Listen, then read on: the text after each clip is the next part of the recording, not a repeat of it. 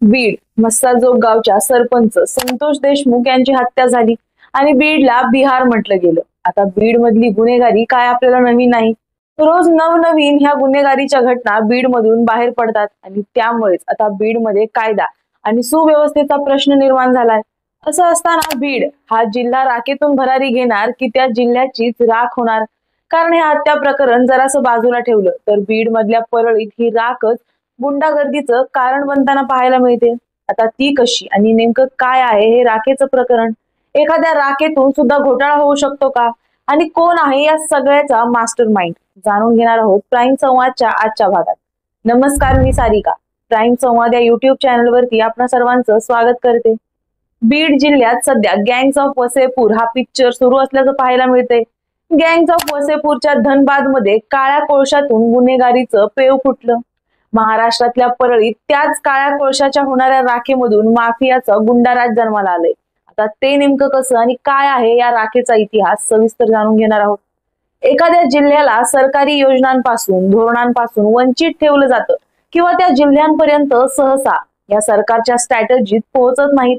पर्यायानं तिथले लोक हे मागासलेले राहतात, बेरोजगार राहतात आणि यातूनच या जिल्ह्यांमध्ये कायदा आणि सुव्यवस्था धाब्यावर बसवत गुंडाराज जन्माला येतो. मग बंदूकशाही, गुंडागर्दी हे आलंच.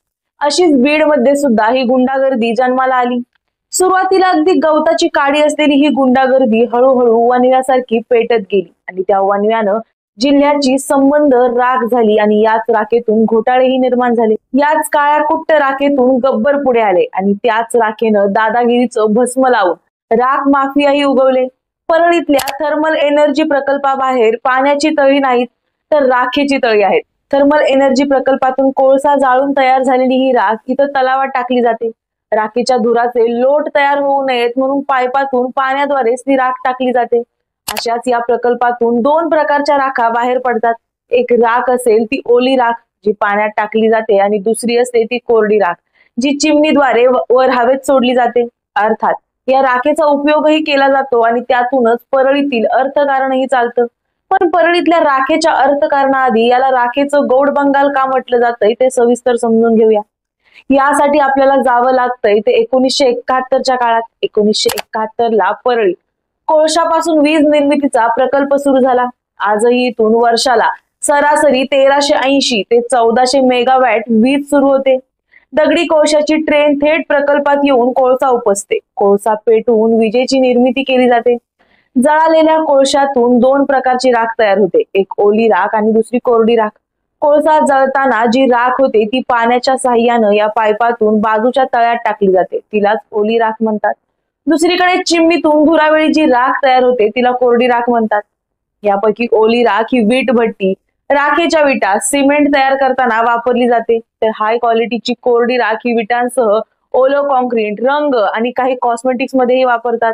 पाईपद्वारे तयार सोडल्या जाणाऱ्या राखेजवळ आधीपासूनच पोकलेन, जेसीबी तयार असतात.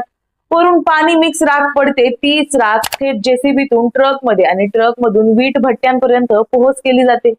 ही राख तशी सरकारची प्रॉपर्टी आहे. मात्र 2008 ते 2010 पर्यंत राख कमाईचं साधन म्हणून ओळखली जात नव्हती.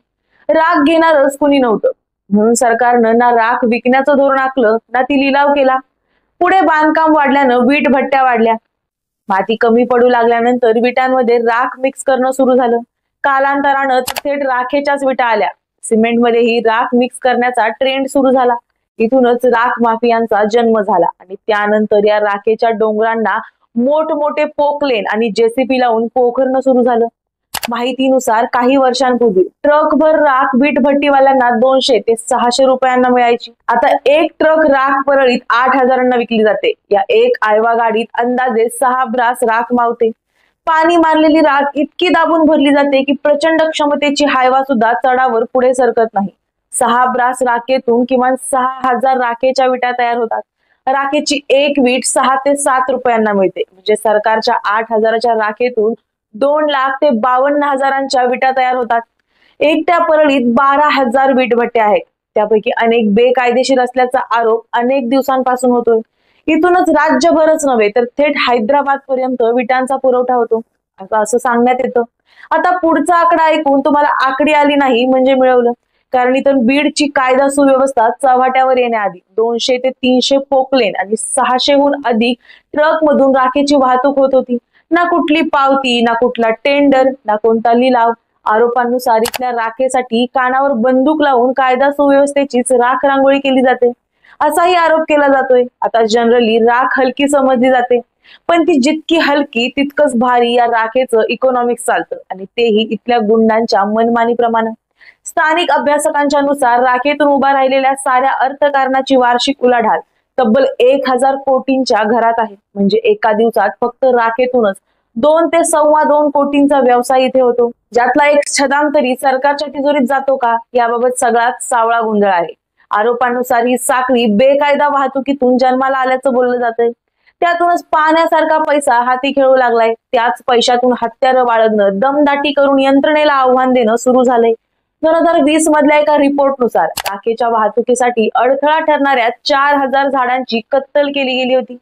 कुणाचाही धाक नसलेल्या माफियांनी उघड्या ट्रक मधून राख नेणं सुरू केल्यानंतर इथल्या अनेक लोकांना त्वचेचे आणि श्वसनाचे आजार झाले. 2022 मध्ये यावरून किरकोळ कारवाया झाल्या. त्यावेळी राखेच्या वाहतुकीनं झालेल्या धुरामुळे रस्त्यावरची वाहनं दिसणं बंद झालं होतं. गुन्हेगारीचा जन्म इल्लीगल धंद्यातून होतो, आणि त्यामुळे बेकायदेशीर आणि दमदाटीच्या अर्थकारणाच्या या राखेत कुणाकुणाचे हात काळे झालेत, कोण आहे याचा मास्टर माइंड हे पाहणं आता महत्वाचं ठरतंय. संतोष देशमुख यांच्या हत्या प्रकरणात वाल्मिक कराड याचं नाव आल्यानं परळीत खळबळ उडाली होती. आवाडा कंपनीतून 2 लाख रुपयांची खंडणी वसूल करण्याच्या आरोपात वाल्मिक कराड सरेंडर झाला. पण या हत्येतही त्याचा संबंध आहे का असा आरोप त्याच्यावर आहेच. पण या राखेच्या घोटाळ्यात सुद्धा त्याचं नाव सुरेश धस यांनी घेतलंय.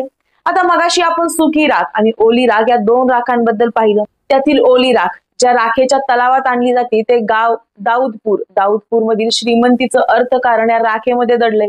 थर्मल एनर्जीच्या प्लांट पासून अगदी 2 किलोमीटरवर दाऊदपूरमध्ये प्रत्येक घरावर राखेचा थर दडलेला पाहायला मिळतोय. या गावात घरं कमी आणि बंगले जास्त असं बोललं जातंय. थर्मल वीज प्लांटला जमीन दिल्यानं प्रकल्पग्रस्त म्हणून नोकरीला लागलेल्या एका व्यक्ती या गावातील, बाकीचे काही राखेच्या व्यवहारात आहेत. बहुतांश मंडळी बाहुबलीच. याच भागातील तरुणांनी हवेत गोळीबारही केला होता. आता तो फोटो तुम्ही सोशल मीडियावरती पाहिलाच असेल. या गावातील कोणी खंडणी वसूल करतो, कोणी बंदूकबाजी करतो, कोणी दहशत पसरवतो, तर कोणी खून करतो आणि फिरतो. यामुळे या गावात आणि संपूर्ण परळीत, अख्ख्या बीड जिल्ह्यात या गब्बर लोकांची चांगली दहशत असलेली पाहायला मिळते. आता परळीमध्ये गुंडा कोण, तर वाल्मिक कराड. त्यामुळे सगळेच वाल्मिक कराडला टरकून असतात. आता या गावांमध्ये फिरणाऱ्या डॅशिंग गुंडांचा अवतार कसा असतो, तर शहरातील चौकात एक मनोरा आहे. परळीकर त्याला टॉवर म्हणतात. इथेच बाहुबलींची परळी दिसायला सुरुवात होते. इथे 150-200 लोक असतात. यातील बहुतेकांच्या हाती 2 मोबाईल असतात. हातात लाल पिवळ्या रंगाचा दोरा असतो. वैद्यनाथची परळी ही ओळखली जपणारे काही जण गंध लावतात, जसं वाल्मिक कराड लावतात तसंच. त्यामुळे येथील बहुतेक तरुणांवर वाल्मिक कराडचा इफेक्ट आहे हे म्हणायला हरकत नाही. आता यामुळे या राखेचा मास्टर माइंड सुद्धा वाल्मिक कराडच आहे का, त्याची इतकी संपत्ती कशी, हा विचार करायला लावणारा प्रश्न आहे. याबद्दल माध्यमांनी परळीकरांना लय खोदून प्रश्न विचारले, पण परळीकरांची मात्र यावर अळीमिळी गुपचिळी असल्याचं पाहायला मिळते. अर्थात कराडचा धाक आहे. बरं, समोरून जाऊन स्वतःचा काटा कोण काढून घेईल हाही प्रश्न आहे. त्यामुळे आता सरकार नक्की यावर काय ऍक्शन घेणार, एका खुनापासून सुरू झालेलं हे प्रकरण आणखी कोणकोणती प्रकरणं बाहेर काढणार, या सगळ्यामुळे बीड मधली गुंडाराज संपणार का की अजून वाढणार, बीडमध्ये कायदा आणि सुव्यवस्थेचा प्रश्न सोडवला जाणार की तो आणखीन बिकट बनणार, या सगळ्या प्रश्नांची उत्तरं आता महाराष्ट्र सरकारच देऊ शकेल. याबाबत तुम्हाला काय वाटतं? या राग घोटाळ्याच्या मास्टर माइंड सुद्धा वाल्मिक कराड असेल का? संतोष देशमुख हत्या प्रकरणात आता जवळजवळ सगळेच आरोपी पकडले गेलेत, पण या केसचा योग्य तपास होणार का? या सगळ्या आरोपींना कठोरात कठोर शिक्षा होणार का? आणि परळीतील हे राख प्रकरण अजून किती लोकांच्या डोळ्यात राख उडवणार? याबाबतची तुमची मतं आम्हाला कमेंटमध्ये नक्की सांगा, आणि प्राईम संवाद या युट्यूब चॅनलला सबस्क्राईब करायला विसरू नका. धन्यवाद.